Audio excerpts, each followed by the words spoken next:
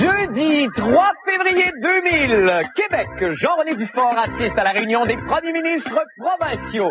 Comment? Une réunion des premiers ministres et on ne m'a pas invité? Ça, c'est encore Roy Romano de la Saskatchewan. Il me fait une baboune de 2 pieds de long depuis que nous nous sommes présentés avec la même robe au bal des débutantes de Saskatoon. Et STCUM, les chauffeurs refusent de conduire les autobus sales.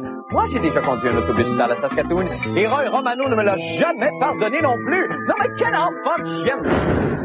Oh, bonne fête du monde, mesdames et messieurs! Tout d'abord, des nouvelles de moi. Vous savez, ceux qui me connaissent le savent très bien. D'ordinaire, moi, je suis tout miel. Et j'ai le langage fleuri. Si! Oui! J'ai le verbe chaleureux et j'ai le compliment. Aussi facile que l'épouse de Jean Chrétien. Hein, les gars? Hey, boys! Hein, Marco? Wouhou! Hein? N'est-ce pas moi qui, au moment où elle était premier ministre d'Angleterre, avait affublé la grosse vache Margaret Thatcher du sobriquet de Mamie Bonbon?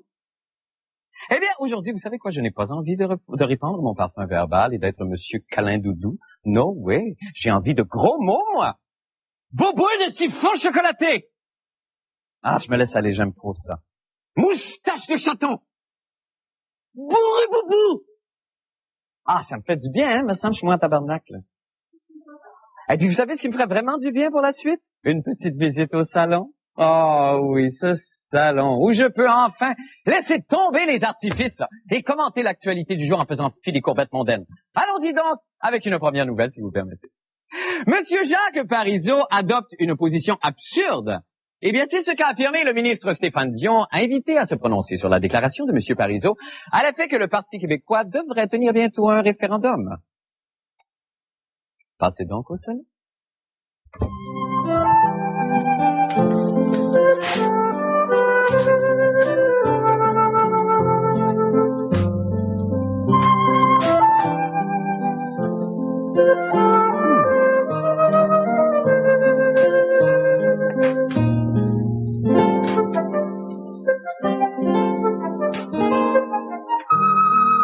Jacques Parizeau adopte une position absurde. Give me a fucking break. Il a passé des années au Château Frontenac, M. Parizeau, à 4 pattes en dessous d'une table à roter son Johnny Walker. Puis Stéphane Dion, qu'est-ce qu'il connaît, lui, aux positions absurdes, hein? Ça a jamais baissé ses culottes, cet agrès-là. Retournons au bureau.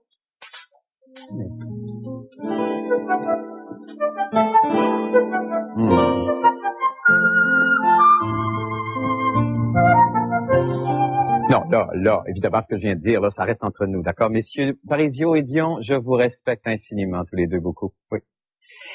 Hier, maintenant, le 2 avril, Phil, la célèbre marmotte météorologue de Pennsylvanie, a vu son ombre. Alors, conformément à la tradition, cela signifie que l'hiver durera encore 6 semaines. Passez donc au salon.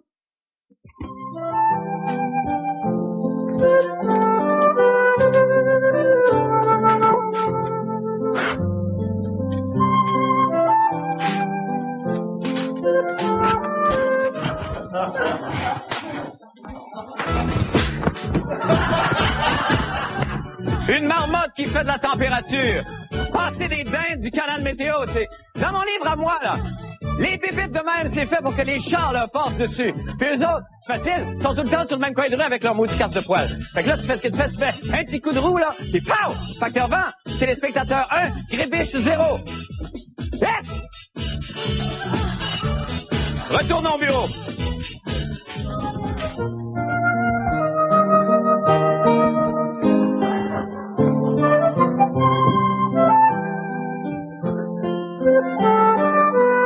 Non, sérieux, là, mesdames du canal météo, là, je sais pas, vous faites une job absolument magnifique. La ministre de la Santé, Mme Pauline Marois, a annoncé hier que les primes du régime public d'assurance médicaments devaient inévitablement, être haussées l'an prochain. Et celle-ci pourrait passer de 175 à peut-être 550 $ par année. Passez donc au salon.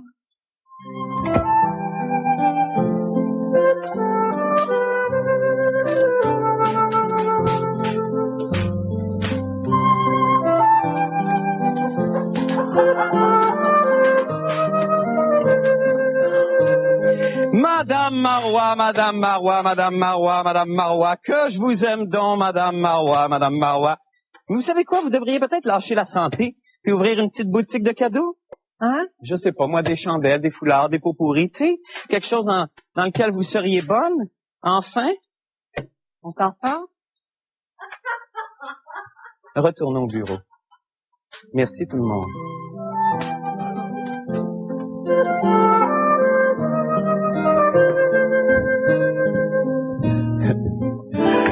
Non, c'est une blague. Madame Marois, lâchez pas! Ah, puis non, tiens, lâchez donc. Maintenant, pour les nouvelles de la fin du monde, eh bien, nous continuons sur le thème de la santé. Aujourd'hui avait lieu à Québec la rencontre annuelle des premiers ministres provinciaux pour supposément se concerter avant la lecture du prochain budget fédéral. Alors, afin de se mettre d'accord, évidemment, sur une position commune. Bon, me semble, tu sais, attends une minute. Mon œuf, messieurs les premiers ministres! Oui, je sais que ça aurait eu plus d'impact si j'avais dit mon œil, mais là, bon, je fais une conjonctivite et c'est pas tout à fait guéri encore. J'aurais pu dire également, peut-être, vous savez quoi, là, mais j'ai aussi, là, un petit problème. J'ai fait de la plainte sauvage en fin de semaine. Et, bon, ben, évidemment, vous imaginez la suite, hein, inflammation, irritation, une énorme enflux. Bref, au moment où je vous parle, là, je suis assis sur le plancher. Bien que je ne crois pas du tout à ces fameuses réunions, moi, chubby-chummy, des premiers ministres, j'ai tout de même demandé à M. Jean-René Dufort d'y assister afin de nous apprendre ce qui se tramait là-bas. On l'écoute. C'est aujourd'hui que se tient à Québec une importante réunion des premiers ministres provinciaux du Canada. La fin du monde en a profité pour parler mode de politiciens. Vous êtes-vous déjà demandé pourquoi les conférences de premiers ministres sont bizarrement les seules occasions où nos chefs d'État s'habillent avec un petit look vestimentaire sporty décontracté? Ben, moi, oui. Je pense qu'ils essaient tous de se donner un peu l'idée qu'on forme un beau petit groupe, relax, cool, on est capable de discuter des grands enjeux, mais d'être, dans le fond, d'être bien simple. Tu sais, un politicien, dans le fond, c'est un grand séducteur. Il y a des formes de code, il y a des modes, il y a eu la mode de chemise, de jeans, on les a vus dans les campagnes électorales à un moment donné. C'est tout un système de séduction, là. Tu sais, t'es là pour montrer aux gens, regarde, je suis capable d'être comme toi, je suis capable de me rapprocher du monde. Et si on se présente dans une épluchette de blé d'Inde avec une chemise et une cravate, je caricature, là, mais on sent que c'est un gars qui sera pas capable d'être à l'aise avec le monde. Malheureusement, juste pour faire chier aujourd'hui, tous les premiers ministres à Québec portaient le veston et la cravate d'enterrement. Normalement, lorsque c'était un peu plus sérieux, bon, peut-être que le veston va être là. À la fin de la journée, lorsque c'est l'heure du cocktail, on enlève peut-être le veston. Ils le font entre eux autres. Ils le font pour se dire, regarde, moi, je suis plus cool que toi. Tout le monde veut avoir l'image, veut avoir un premier ministre qui est meilleur que l'autre. Moi, mon premier ministre a mieux paru que le tien. Il y a toute cette petite compétition-là entre les premiers ministres des provinces, là. Mais les gens sont sensibles à ces images-là. Les médias sont sensibles à ça. Et malheureusement, très souvent, d'ailleurs, ça prend le dessus sur le contenu. J'attire votre attention là-dessus si vous ne l'avez pas remarqué. Quel message on doit percevoir de ça? C'est un coup de tête. Il y a l'épouse. L'épouse, faut jamais oublier l'épouse. Elle est très, très, très importante. Ou si c'est une femme, donc l'époux. Puis le conseiller ou la conseillère est très important. Voilà, vous savez tout sur l'habillement politique. Ici Jean-René Dufort, à Québec.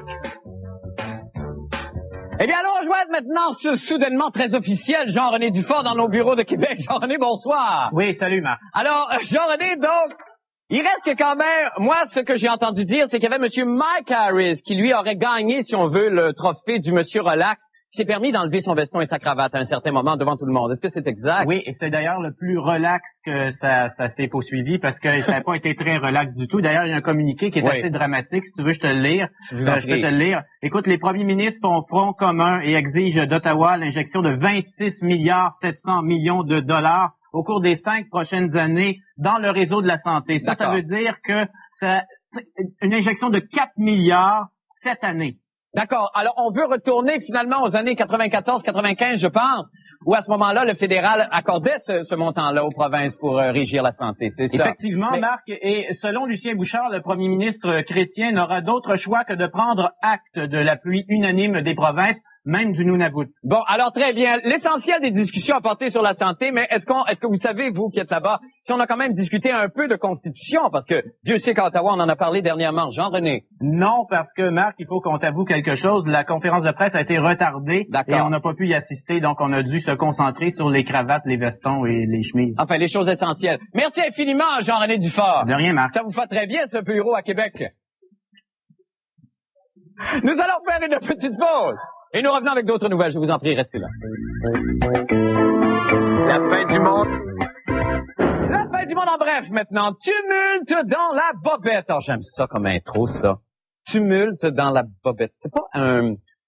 C'est le titre, je pense, d'une des plus belles chansons, ça, du groupe Noir Silence, si je ne m'abuse.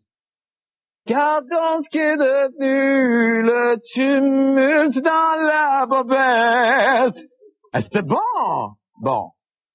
Donc, tumulte dans la bobette. Aux Philippines, un groupe de femmes et de jeunes filles en colère contre les manœuvres militaires américaines ont manifesté cette semaine devant l'ambassade des États-Unis à Manille en brûlant leurs petites culottes. Bon, comment cet événement maintenant a-t-il été perçu par les enfants du Québec? Eh bien, c'est la question que nous posons à une jeune observatrice de la scène politique internationale. À ma gauche ici, je vous présente Amélie Lus Gratton de Oka. L'exorciste bâtard. Ta mère, c'est des bines en enfer. Pas des bines, des bites niaiseuses. T'as quel âge, toi, Amélie? J'ai 4 ans. Ça fait 3 ans que t'as 4 ans. C'est parce que je suis coquette. T'es pas coquette, t'es laide, bâtard. Qu'est-ce que tu connais aux Philippines, toi, Amélie Lus? Je connais le Imed de Marcos. Ouais. Je connais le Yankee Go Home et les petites culottes. Alors, tu me laisses mon cœur, ça n'a pas de sens. T'es allé, toi, brûler tes petites culottes aux Philippines? Ben non. Non? Ben, c'est quoi? On prendra pas de chance, OK? On prendra pas de chance, là. Je veux pas que tu y ailles jamais. Puis reviens plus, OK? Merci! Reviens plus jamais.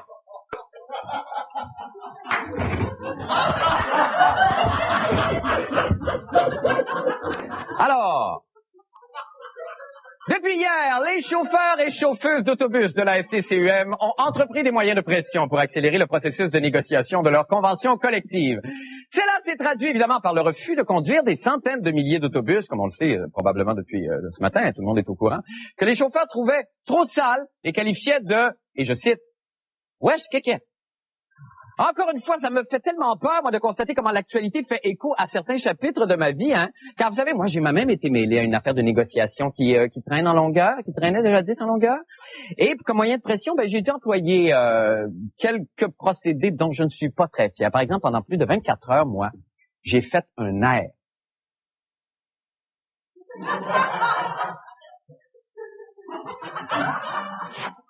Ensuite, pour déstabiliser mes patrons, j'ai refusé d'utiliser la lettre R pendant 2 jours. Vous auriez dû voir la scène quand j'ai lancé. Savez-vous qu'est-ce qu'on mange de midi? Boss! Du igatoni atiné! Ça a fait, c'est dur. J'ai eu 10 piastres d'augmentation répartis sur une période de 5 ans. Bon, tout ça est bien beau, là, mais n'arrange rien à la cohorte d'usagers que la FTCUM, là, doit faire face et qui se sont gelés le cul ce matin. À attendre l'autobus propre. Isabelle Maréchal a pris les choses en main pour nous. On écoute ce que ça donne.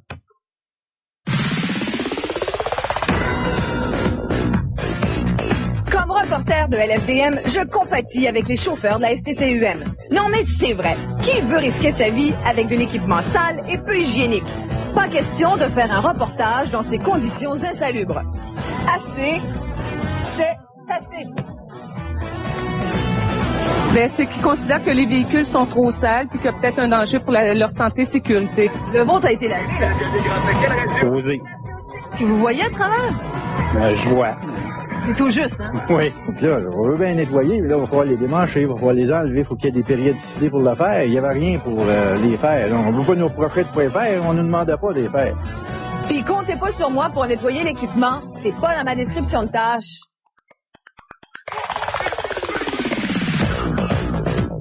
Donc, les chauffeurs, normalement, il y a des véhicules qui prendraient et qui se plaindraient pas, mais là, comme il n'y a pas de motivation, ben, ils disent, ben là, moi, je vais avoir un véhicule qui va être impeccable, je veux l'avoir correct, je veux l'avoir correct pour rouler.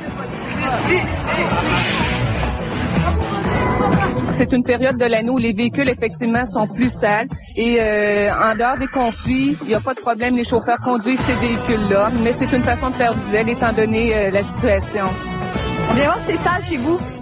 C'est bien sale, c'est sale partout. C'est le balai, c'est la balayeuse, c'est de la roche qu'on ramasse dans les véhicules, donc. Puis même, ça pose des problèmes souvent d'entretien dans le métro, des blocages de portes. Il a fallu trouver dans le passé des solutions pour régler ces problèmes-là. Là, vous êtes en train de me dire que peut-être que les portes du métro ont bloqué? Non, je vous dis pas. Les chauffeurs d'autobus, les gens d'entretien, les employés de la STCM, finalement, roulent en Cadillac et maintenant, c'est pas suffisant, ils veulent une Lamborghini, alors que nos clients, eux, roulent en autobus. Bon, mais ça a l'air que je m'en sortirai pas. Il va falloir que j'en fasse un reportage. Bon, ben, chauffeur, avant, j'aimerais ça passer à la banque. Bien les affaires pour Isabelle Maréchal, bonsoir. C'est le retour de la chronique des sports avec Paul Oud. Paul, bonsoir. Bonsoir, Marc. Bienvenue encore une fois. Il y a des gros matchs en fin de semaine, Paul, pour les grands amateurs. Enfin, je parle des grands amateurs, des Je vrais sais pas. amateurs. Non? Allez-vous vous enfermer dimanche après-midi, sérieusement, pour regarder le match des étoiles de la Ligue nationale de hockey en provenance de Toronto? Il y a des bonnes chances, Paul. Bon, voyons donc. En plus, il va faire beau, là. Ouais. Vous allez faire du ski, peut-être, du ski de randonnée. Probablement du dans snow, votre de la planche. Bon, allez. Ah, ouais, Voilà. je vais probablement aller faire des vrilles à Saint-Bruno. Et Mais puis, vous finalement- vous allez regarder ça, vous, le match? Mais non, je ne le regarderai pas parce que c'est d'une platitude et c'est suivi du Pro Bowl, le match des étoiles de la Ligue nationale de football, Oui. tout aussi plate. Parce qu'évidemment, les joueurs ne veulent pas se blesser. Évidemment. C'est un match d'étoiles. Ben oui. Alors, c'est pour ça que le pointage, ça se termine 18-16 au hockey. D'accord. Au Pro Bowl, on ne veut pas blesser le quart arrière et tout ça. Moi, ce soir, ce que je vous propose, c'est une véritable équipe d'étoiles, des durs, des criminels du circuit, que j'ai intitulé l'équipe toute étoile des indésirables du sport, ou en anglais, The All-Time All-Star Bums and Bitches Team. Et vous allez voir qu'on en a du solide dans le monde du sport. Il y a de la bitch, hein? Il y a des bitches et des gens qui vont très bien. D'accord. D'ailleurs, regardons tout de suite rapidement le défilé des étoiles des indésirables du sport. D'accord. Ray Caruth, receveur de passe des Panthers de la Caroline, trouvé coupable de meurtre au premier degré de son amie enceinte.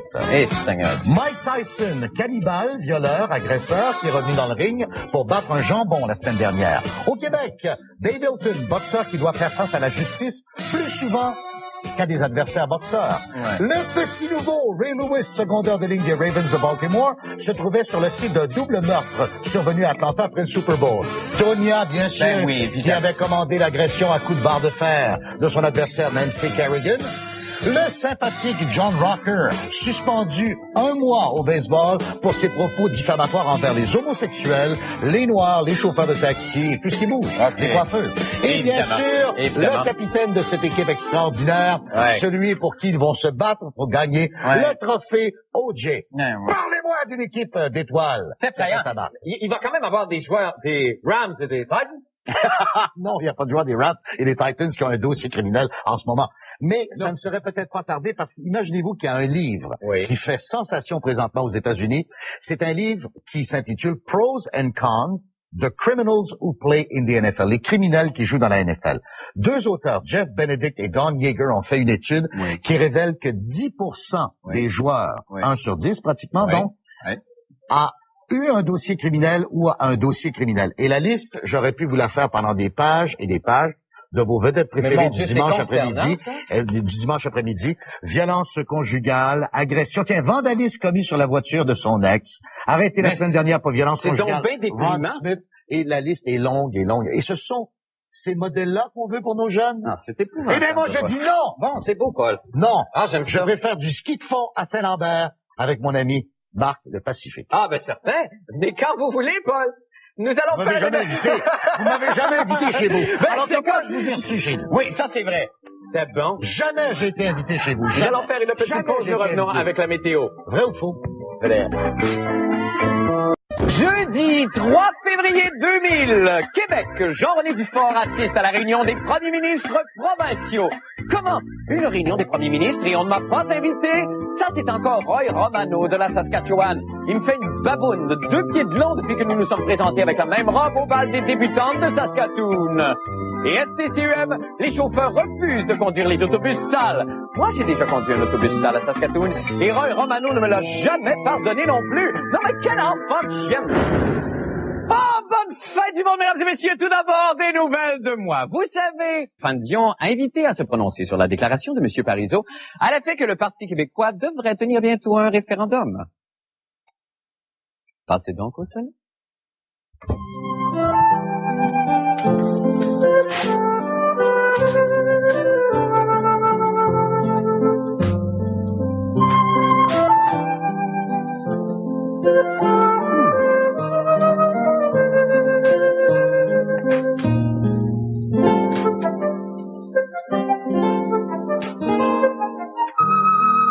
Jacques Parizeau. Ceux qui me connaissent le savent très bien. D'ordinaire, moi, je suis tout miel. Et j'ai le langage fleuri. Si. Oui. J'ai le verbe chaleureux. Et j'ai le compliment. Aussi facile que l'épouse de Jean Chrétien. Hein, les gars? Hey, boys! Hein, Marco? Wouhou! Hein? N'est-ce pas moi qui, au moment où elle était premier ministre d'Angleterre, avait affublé la grosse vache Margaret Thatcher du sobriquet de Mamie Bonbon? Eh bien, aujourd'hui, vous savez quoi? Je n'ai pas envie de répandre mon parfum verbal et d'être Monsieur Câlin Doudou. No way. Aborde, adopte une position absurde. Give me a fucking break. Il a passé des années au château Frontenac, M. Parizeau, à quatre pattes en dessous d'une table à roter son Johnny Walker. Et Stéphane Dion, qu'est-ce qu'il connaît, lui, opposition absurde? Hein? Ça a jamais baissé ses culottes, cet agrès-là. Retournons au bureau.